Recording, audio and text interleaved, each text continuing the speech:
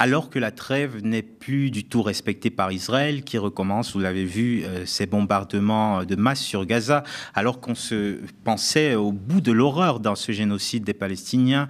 Les États-Unis et Israël poursuivent désormais dans leur plan de nettoyage ethnique.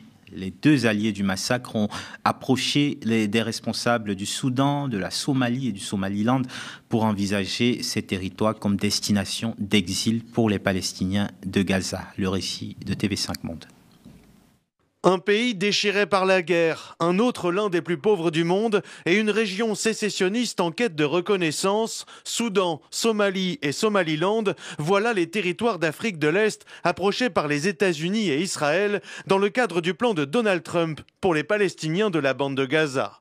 3 territoires envisagés par son administration comme destination pour les 2 millions de Palestiniens de l'enclave. Si ce plan n'est pas une idée nouvelle, elle est revenue en fin de semaine dernière à mots couverts par la voix d'un ministre israélien. Ce plan prend forme. Il y a des actions en cours, en coordination avec l'administration américaine. Je ne peux évidemment pas entrer dans les détails. Il s'agit d'identifier les pays clés, de comprendre leurs intérêts, tant avec les États-Unis qu'avec nous, et de favoriser la coopération. Des préparatifs sont en cours pour créer une très grande administration de l'immigration au sein du ministère de la Défense, car il s'agit en fin de compte d'une opération logistique de grande envergure. Des préparatifs corroborés par l'agence de presse américaine AP qui confirme des contacts établis entre des responsables américains et israéliens en direction du Soudan, de la Somalie et du Somaliland. La semaine dernière, lors du sommet des dirigeants arabes qui se tenait au Caire, Abdel Fattah al-Burhan, le général qui fait la guerre aux paramilitaires des FSR à la tête de l'armée soudanaise, a affirmé qu'il rejetait catégoriquement tout plan visant à transférer les frères palestiniens selon ses mots. La Somalie, de son côté, a démenti tout contact avec les Américains et les Israéliens. Mogadiscio se positionne traditionnellement en soutien aux Palestiniens. Alors, Bélir, le terme honte n'existe certainement pas dans le droit international, mais il n'y a décidément plus de limite ni de honte dans ces velléités de nettoyage ethnique. Effectivement, dans le logiciel qui anime tant Trump que Netanyahou, il n'y a toujours aucune place pour le droit international qui est complètement ignoré dans la mesure où, naturellement, tout ce qu'on a vu à travers ces images et à travers ces mots qui qualifient le plan qui anime le gouvernement israélien, tout cela relève de crimes internationaux. Crimes de guerre, pour ce qui est des bombardements de civils qui ont frappé les Palestiniens de Gaza cette nuit. Crimes contre l'humanité, pour ce qui est des exodes forcés qui se dessinent, dans l'esprit au moins des dirigeants israéliens et américains, et in fine, génocide, le génocide qui ne cesse de prendre de la consistance. Et je ne vois vraiment plus comment la Cour internationale de justice, en vérité, pourra éviter une telle reconnaissance de crimes de génocide lorsqu'elle aura à rendre son arrêt, sa décision sur le fond de l'affaire. Quoi qu'il en soit, c'est ce qui est remarquable, c'est finalement ce sentiment d'avoir affaire à des dirigeants convaincus, en vérité. C'est-à-dire que derrière le côté saugrenu, surréaliste du plan tel qu'il avait été exprimé dans un premier temps officiellement par le président Trump, mais qui avait déjà fuité auparavant du gouvernement israélien, en vérité, il y a une vraie conviction profonde et une volonté politique de le mettre en œuvre. Et ça signifie qu'il faut vraiment, à un moment donné, réagir ou accepter la responsabilité politique d'avoir participé à la réalisation effective de ce plan, dans la mesure où il n'y a pour l'instant aucune réaction digne de ce nom sur le plan à minima diplomatique. Il n'y a pas de sanctions, encore moins, qui serait pensée, imaginée notamment côté européen où on ose parler de la perspective de devenir les leaders du monde libre, alors que parallèlement, il y a une capacité à l'indifférence et au déni par rapport à ce qui se passe en Palestine. L'impuissance, selon. Non, l'impuissance, ça signifierait qu'il n'y aurait aucune capacité de sanctionner Israël, ce qui est absolument faux. Mais sanctionner les États-Unis, est-ce que les Européens seraient capables de franchir le Rubicon ? Ce ne sont pas les États-Unis qui occupent la Cisjordanie, qui imposent un blocus, qui commettent des crimes internationaux actuellement. Mais ils soutiennent Israël, ils soutiennent le gouvernement, il y a une complicité. Mais par exemple, tu vois, les Européens sanctionnent la Russie eu égard à l'agression vis-à-vis de l'Ukraine, mais il ne sanctionne pas la Chine à cause du soutien à minima, pour l'instant, a priori, vis-à-vis de la Russie. Donc, au moins, être à la hauteur de ces principes et de ces discours pour gagner en minimum de crédibilité. Et le fait de ne pas être à la hauteur participe finalement à l'impuissance européenne. On se souvient que la Jordanie et l'Égypte avaient été envisagées il y a quelques semaines déjà, et les pays arabes, évidemment, s'y étaient fermement opposés. Est-ce que l'intention de nettoyage ethnique peut être juridiquement caractérisée quand on prend en compte toutes ces sollicitations? Alors, déjà, le nettoyage ethnique en tant que tel, ce n'est pas une catégorie juridique. Par contre, tu as la notion de transfert forcé qui constitue en soi un crime de guerre, voire un crime contre l'humanité. Et puis, tu as l'idée qui est acceptée effectivement en droit international de pouvoir déplacer une population civile volontaire ou volontairement, avec la perspective que ce déplacement soit temporaire et non pas définitif. Donc là, on n'est même pas dans les clous de ce qui est imaginable ou concevable par le droit international. Non, de toute façon, on est hors des clous et on est dans un imaginaire qui relève finalement d'une posture déshumanisante vis-à-vis des Palestiniens. Et tant qu'on n'aura pas accepté ce postulat de départ, à savoir que dans le regard de Trump comme de Netanyahou et de leur soutien politique, les Palestiniens ne sont pas des humains, on ne pourra pas comprendre comment de tels plans sont conçus et imaginés. Israël qui viole déjà l'accord de cessez-le-feu, aucune forme de sanction, encore une fois, n'est prise à son encontre.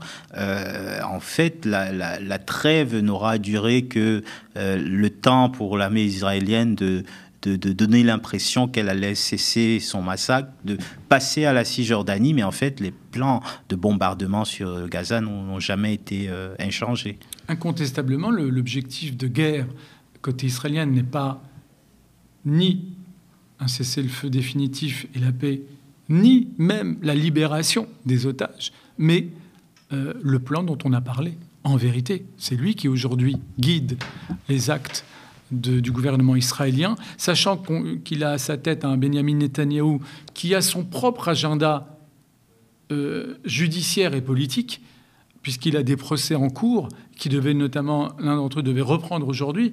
Et naturellement, le fait qu'il relance la guerre, il casse le cessez-le-feu et les engagements qui avaient été pris côté israélien, c'est une manière aussi pour lui de survivre politiquement en empêchant que les procédures judiciaires à son encontre aboutissent et le mettent hors jeu du point de vue politique. Donc c'est ça aussi qu'il faut garder à l'esprit. On a affaire non seulement à des cyniques, mais aussi à des égoïstes absolus. S'agissant de Benjamin Netanyahou qui ne pense ni aux otages israéliens et encore moins aux victimes palestiniennes.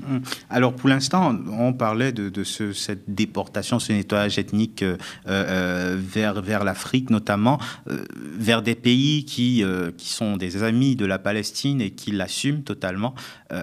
Donc on voit assez mal comment ce projet pourrait se réaliser, mais est-ce que de plus en plus on voit les Américains prospecter dans ce sens? Est-ce que s'ils arrivent à trouver des États qui seraient moins favorables à la Palestine et plus ouverts à cette déportation, est-ce que ça pourrait se faire? Je dirais que la question se pose moins de savoir si un ou quelques États accepteront de jouer le jeu de ce plan que de savoir quel est le niveau de conviction des Palestiniens de Gaza, qui sont, eux, confrontés au chaos absolu, presque, en tous les cas, à la destruction de leur cadre de vie, aux infrastructures qui permettent de vivre, sur fond d'un blocus qui s'applique y compris pour l'aide alimentaire et pour l'électricité, actuellement, puisque ça a été, ces formes, ces manifestations du blocus que subit Gaza traditionnellement a été renforcée par les dernières mesures décidées par les Israéliens. Tout cela est guidé par un même objectif, rendre le territoire de Gaza invivable, pour finalement pousser dans une forme d'instinct de survie, les Palestiniens encore vivants sur ce territoire, a opté pour le plan criminel qu'il leur est proposé. Voilà, l'équation, elle est là. C'est jusqu'où, quel sera le seuil de résistance et de résilience des Palestiniens de Gaza, sachant qu'historiquement, ils ont forgé cette capacité de résistance et de résilience, mais qu'ils ont également déjà subi des exodes forcés sous la contrainte, sous les armes, donc, notamment en 1948, 49, épisode qu'on connaît sous le nom de Nakba, avec près de 750 000 Palestiniens déjà, qui ont été forcés à quitter leurs maisons et villages sous les armes à la fois des milices juives sionistes et de la réalité du rapport de force, donc, avec les armées arabes qui n'ont pas pu pas su les aider et les protéger. Et puis, au terme ou durant également la guerre des 6 jours, qui a abouti en 67 à une défaite des armées arabes concernées, impliquées, et par un nouvel exode de Palestiniens de Cisjordanie. Et ce qui est, j'allais dire, ce qui relève d'une cruelle ironie de l'histoire, ces Palestiniens réfugiés qui se sont éparpillés dans la région, dans différents États arabes, se sont également réfugiés à Gaza, pour certains d'entre eux.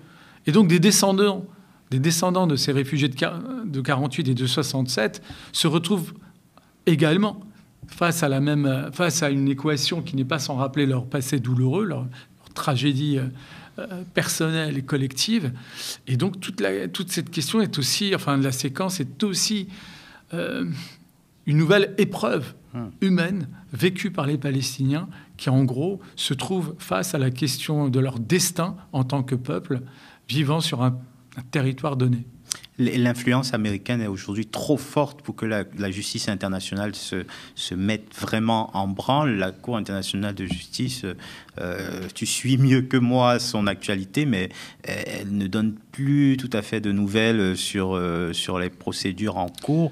Où en est-on? Oui, non, la Cour internationale de justice continue son œuvre, parce que, comme tu le sais, elle a rendu à travers une ordonnance, première ordonnance, une position qui traduisait finalement le caractère légitime de la mise en accusation de l'Afrique du Sud à l'encontre d'Israël, mise en accusation suivant laquelle finalement les actes commis par l'armée israélienne à Gaza relevaient du génocide. Et la Cour internationale de justice a déjà reconnu le caractère plausible d'un tel crime, en attendant une enquête et une réflexion plus approfondie qui aboutira sur une décision de fond à venir dans les années à venir.